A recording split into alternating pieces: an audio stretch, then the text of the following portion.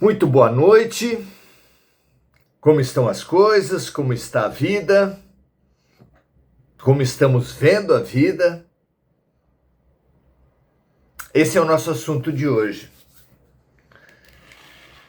Assim como o medo atrai as situações que se teme,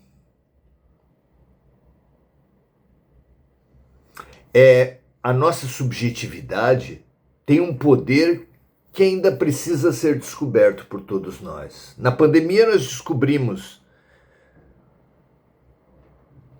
que a tristeza, a depressão, a apreensão, o medo de se contaminar rebaixa o sistema imunológico. Na economia nós sabemos que se a maioria dos agentes econômicos acha que vai ter inflação, tem. As expectativas frequentemente se realizam. Temos que ter muito cuidado, muita autoobservação, muito acompanhamento daquilo que nós pensamos. Muito cuidado com o que você teme, porque frequentemente se realiza. É muito importante tomarmos esse tema como um tema de estudos.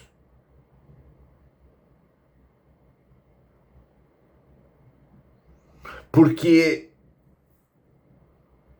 praticamente todos nós temos em algum momento, pelo menos, da nossa semana, do nosso dia,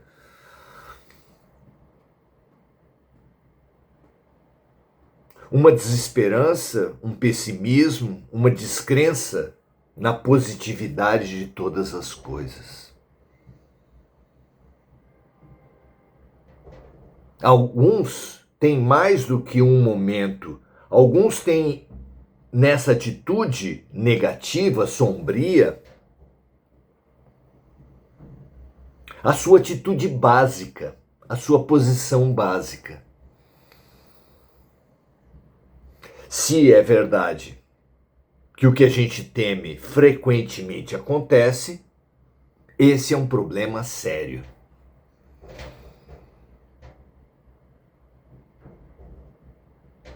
Será que tudo realmente está piorando? Ou será que nós, com a expectativa de que tudo esteja piorando, estejamos contribuindo para efetivamente piorar tudo?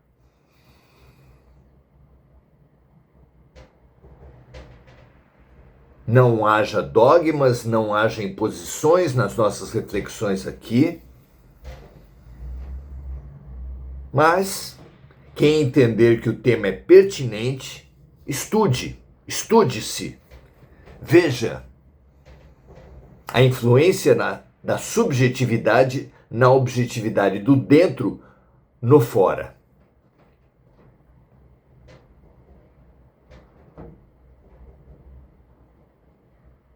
Vejam vocês e percebendo essa importância, percebendo essa influência, entendam, busquem entender o processo de mudança. É isso que nós vamos tentar avançar hoje. Frequentemente, por exemplo, se associa o processo de mudança ao movimento do pêndulo, de forma que para algo vir para esse lado, muitas vezes é preciso que esse algo, que essa coisa se extreme, vá até o limite no sentido contrário. É muito interessante isso.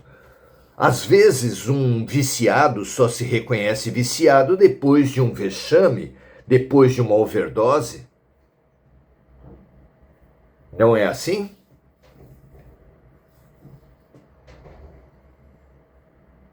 Muitas vezes nos desiludimos no sentido positivo que há na palavra, transcendemos e superamos uma ilusão apenas quando a situação se extrema.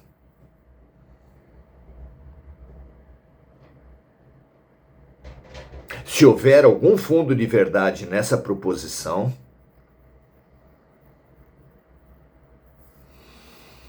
podemos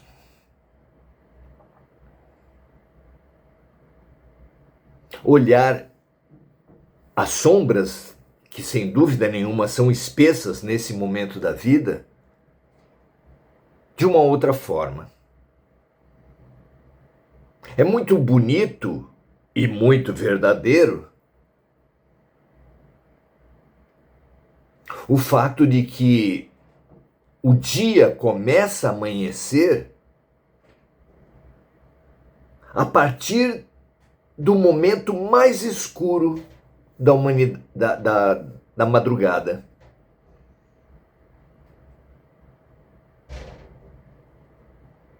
Então, o dia vai escurecendo gradativamente, como nós sabemos. No pôr do sol, as trevas dominam largas faixas da terra. E depois de algum tempo,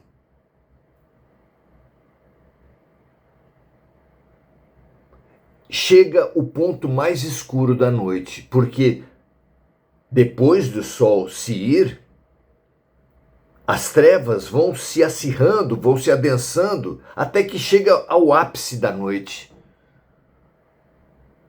E o ápice da noite é quase coincidente com o início do dia, porque é no ápice da noite que começa, logo depois do ápice da noite, que começa a nascer os primeiros sinais, as primeiras claridades do novo dia.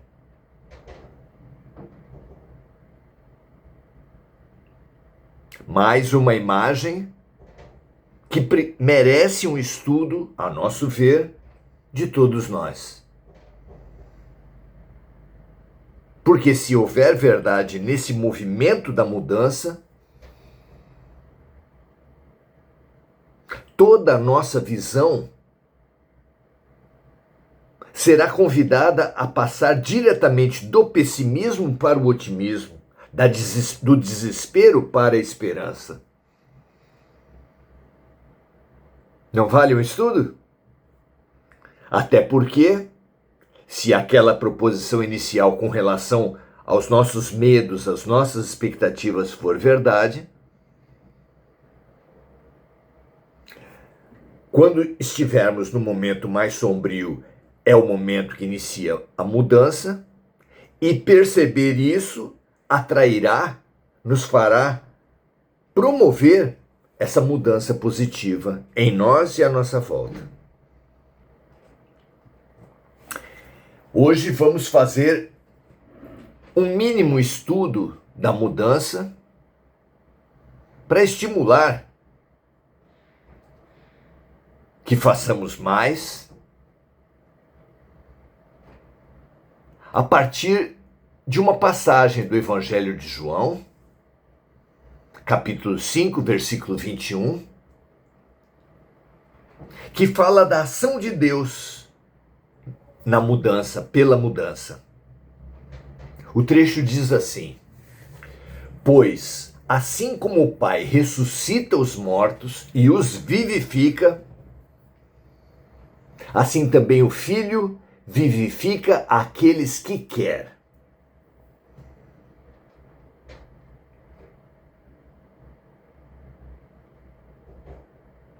Particularmente, a passagem, tomada ao pé da letra,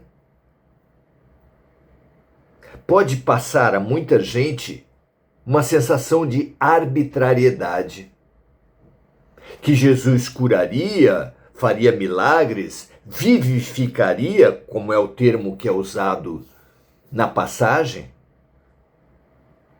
algumas pessoas e não outras, simplesmente pelo seu desejo, porque quer. Na literalidade é o que a passagem diz. Nós, porém, temos uma convicção um pouco diferente. Entendemos que há momentos que um pai, uma mãe, um professor, um educador qualquer considera que a criança não teria condições de acompanhar um certo raciocínio mais complexo, e ela simplifica a situação dizendo porque a vida quis, porque Deus quis, porque é assim.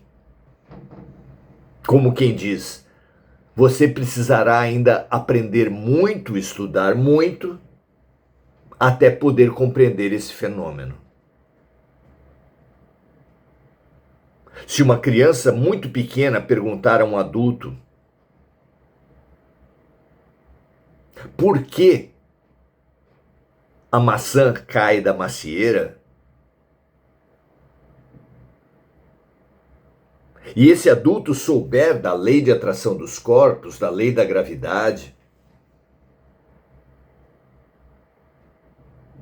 ele pode, esse adulto, imaginar por alguns minutos qual alternativa de explicação ele teria, e não encontrando, dizer simplesmente à criança, porque Papai do Céu quis assim.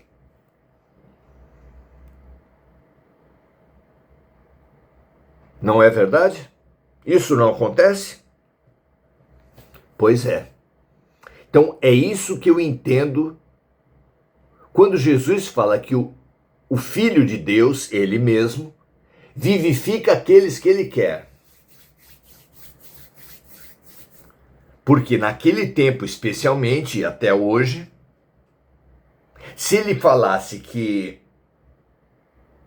ele faz uma leitura do campo de cada pessoa, precisaria explicar o que é o campo. Esse campo que hoje a física quântica já fala que à volta de todos os objetos há um campo eletromagnético. Naquele tempo poderia ser completamente impossível de ser explicado. Ainda hoje, muitos terão dificuldade de entender que aquela aura que o espiritualismo oriental aponta a ver à volta dos seres há muito tempo, que a auréola com a qual se pintava os santos na Idade Média, uma luz à volta da cabeça, e a aura, uma luz à volta do corpo todo, simbolizam simplesmente um campo, uma atmosfera energética que é formada à volta do ser e que é composta dos seus pensamentos, sentimentos, palavras e ações, ou seja, de tudo o que uma pessoa expressa.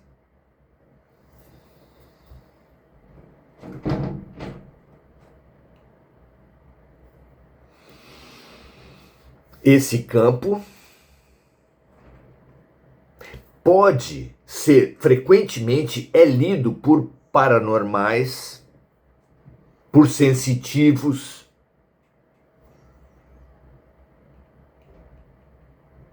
pela maior parte de nós, de alguma forma, que às vezes, entrando num ambiente, já dizem que ali as coisas estão ruins, que o ambiente está pesado. Nos aproximando de uma pessoa, já dizemos o mesmo. Por quê? É uma forma de leitura do campo, que ainda não sabemos explicar, mas que já está acontecendo. Se isso acontece com sensitivos, na sua insuficiência, imagine-se o que acontecia, que possibilidades imensas tinha Jesus Cristo.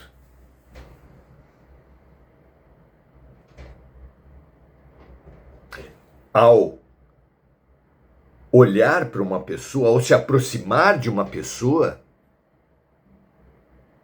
ele sabia dizer se aquela pessoa estava pronta, estava madura, estava realmente aberta à cura.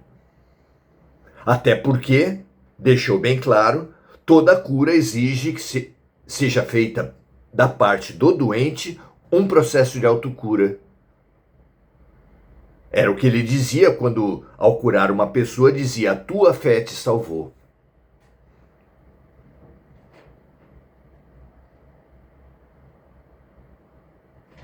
Então ele, para poder promover uma cura maior, mais profunda, ou apenas um alívio, vinde a mim todos vós que estáis sobrecarregados, pois eu vos aliviarei. Ele precisava fazer essa leitura de campo, fazer uma avaliação do estágio de maturidade espiritual, de maturidade para a mudança que aquele doente expressava. Mas como explicar isso? É por isso que nessa passagem, pela dureza de nossos corações, Jesus disse isso: muito mais teria a vos dizer, mas não pude pela dureza dos vossos corações. Ele pode, e é o que explicaria a passagem, ele pode ter optado por: o Filho de Deus vivifica aqueles que quer. Pela dureza dos nossos corações, foi a explicação que teria restado ao mestre. Veja se isso bate com o que vocês pensam também. Vamos estudar, então, a mudança, estudar de nossa parte, que já reunimos bem melhores condições do que o ser humano, as civilizações de 2000 anos atrás. Hoje já temos condição de entender que a vida é um movimento profundo, integral, que tudo se move. Que aqui na Terra, o ser mais parado que alguém encontrar, uma árvore, uma pedra, está sempre em movimento. Depende apenas da referência que você tomar. Em relação ao Sol, tudo que existe na Terra está sempre em movimento. Não é? Então, vida é movimento profundo e integral. Tudo ficará como está, tudo tende à morte, enquanto estamos na superfície, no ego, na matéria. Podemos julgar alguém ou algo parado apenas quando reduzimos demais o nosso campo de observação, não é?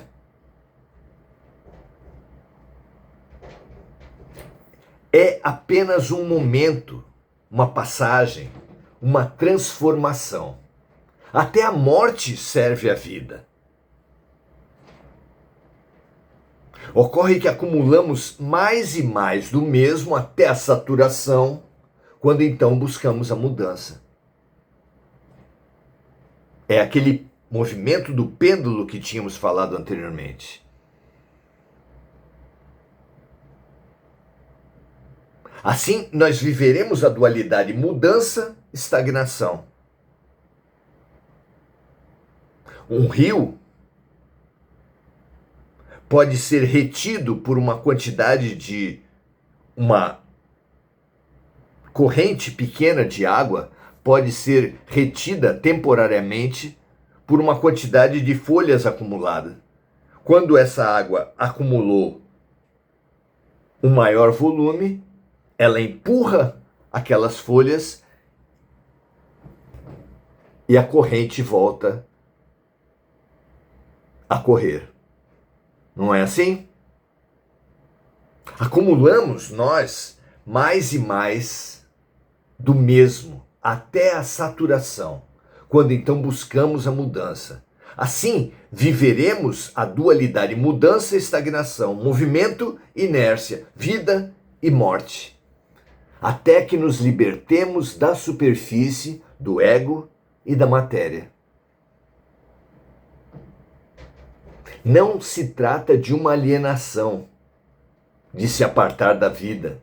Ao contrário, é estar no mundo sem ser do mundo.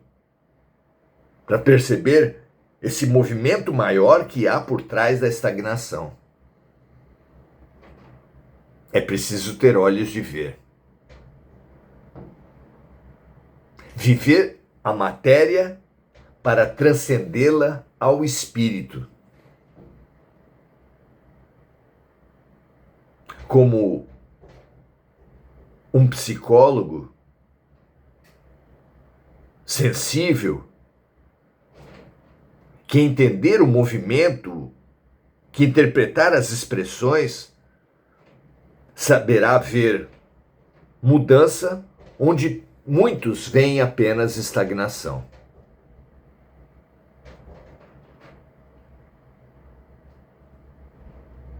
Quase sempre, para mudarmos, tem sido necessário nos extremarmos.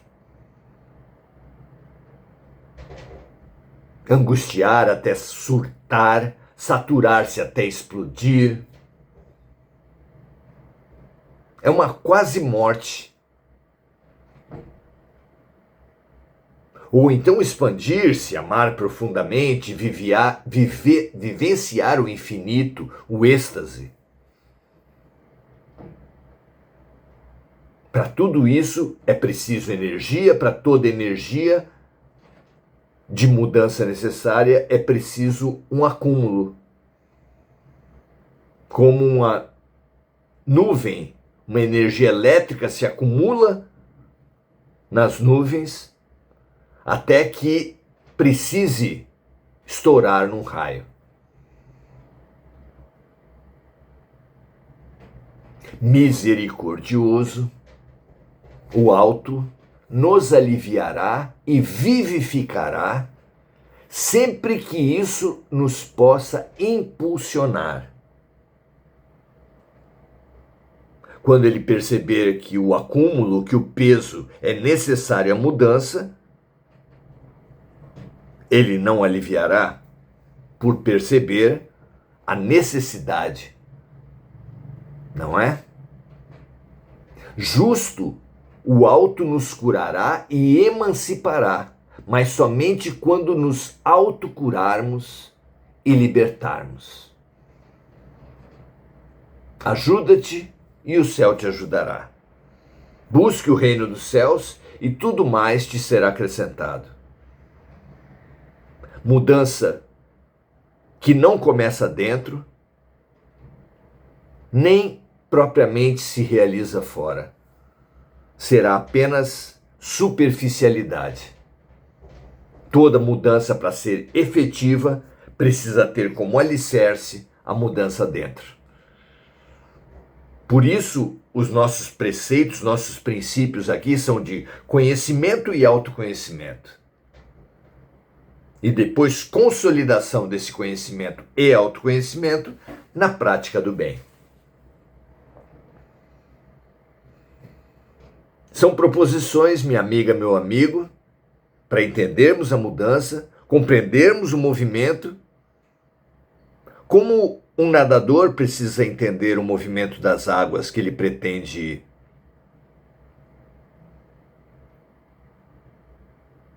passar, como um carpinteiro precisa entender o veio de uma madeira, não é? Como um músico precisa entender a propagação de um som.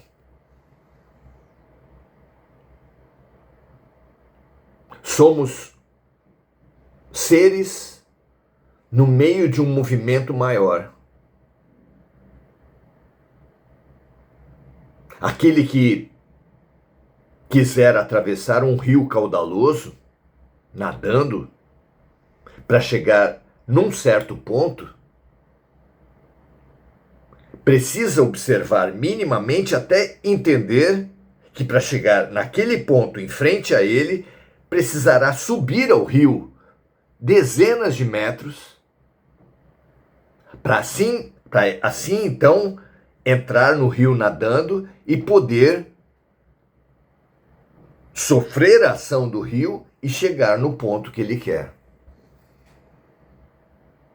A vida é a mesma coisa. Entender as leis através das quais Deus atua sobre as criaturas, nas relações, nas situações, na matéria, é imprescindível para todos nós, para podermos colaborar, co-criar mudar junto com a mudança. Muito bom estar com vocês, muito bom estudar esses pontos todos, com amigos especialmente. Boa noite, Sérgio Marques, Adelaide Dias, Lúcia Galvão, Marco Aurélio Trindade. É realmente uma honra e uma alegria a presença de todos. Se vocês entenderem que pode ser útil, compartilhe, espalhe também. Façamos e sejamos amigos na mudança, na reflexão, na evolução. Um grande abraço para todos, um prazer estar aqui e até amanhã em mais um encontro do Oração Ação. Um abraço e até a próxima.